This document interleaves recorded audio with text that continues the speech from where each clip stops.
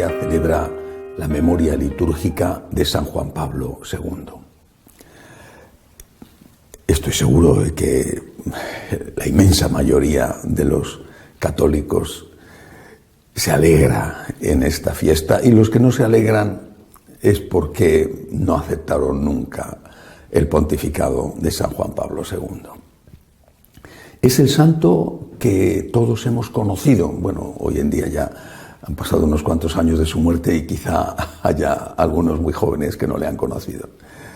Es el santo que todos hemos conocido. Hemos visto cómo pasaba por nuestras calles y por nuestras plazas, y también le hemos visto cercano a nosotros con tantos gestos de entrega, de sacrificio. Yo tuve la oportunidad, el privilegio de concelebrar la misa, estar en su capilla privada varias veces, de acompañarle en algunos de sus viajes apostólicos, de ser nombrado por él consultor del Pontificio Consejo para la Familia, de estar con él pocos meses antes de su muerte, de haber recibido un especial, cariñoso abrazo suyo. Y estas son cosas que no solo no se olvidan, sino que se consideran como algunos de los dones más grandes que Dios me ha dado. Pero si tuviera que decir una palabra de él, yo diría que siempre tuve, cuando estuve a su lado o cuando le veía de lejos, siempre tuve la certeza de encontrarme con alguien que tenía fe. No solamente alguien que tenía caridad o proximidad a los jóvenes,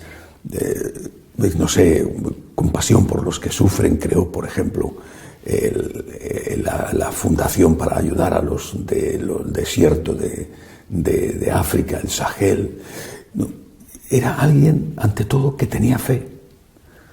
Juan Pablo II creía en Dios, y lo notabas. Y las cosas que decía, las decía convencido. No era un farsante, no era alguien que predicaba algo que no sentía y que no intentaba vivir. Es santo, eso no significa que fuera perfecto. Es santo, por tanto podemos decir que está en el cielo, y posiblemente tuvo sus pecados y tenía que confesarse de ellos, pero tenía fe, creía en Dios, creía en Dios. Y por eso aquella primera aparición que marcó un antes y un después en la historia de la Iglesia contemporánea, aquella primera aparición suya en el balcón de la plaza de San Pedro, sobre la entrada principal de la basílica, con aquella frase de Jesús, pero que parecía nueva, pronunciada por él: no tengáis miedo, no tengáis miedo. No tengáis miedo, Dios existe. No tengáis miedo, Dios es el Señor de la historia. No tengáis miedo. Porque entonces la barca parecía a punto de hundirse. Unos años antes, San Pablo VI había dicho que el fuego del infierno, el humo del infierno, se había metido dentro de la Iglesia. Y acababa de morir un mes antes el Papa Juan Pablo I, después de un mes de pontificado, y los escándalos, las secularizaciones de religiosos, religiosas, sacerdotes estaban a la orden del día. Aún no se había destapado todo lo de la pederastia, pero ya estaba ahí. Los problemas ya estaban ahí, los delitos ya estaban ahí, aún no se habían conocido, aún tenían que dar la cara, pero ya estaban ahí y estaban cometiéndose entonces.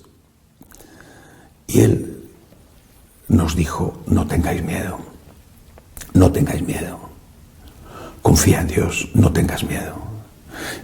Unido a eso, su devoción y su fe en la divina misericordia.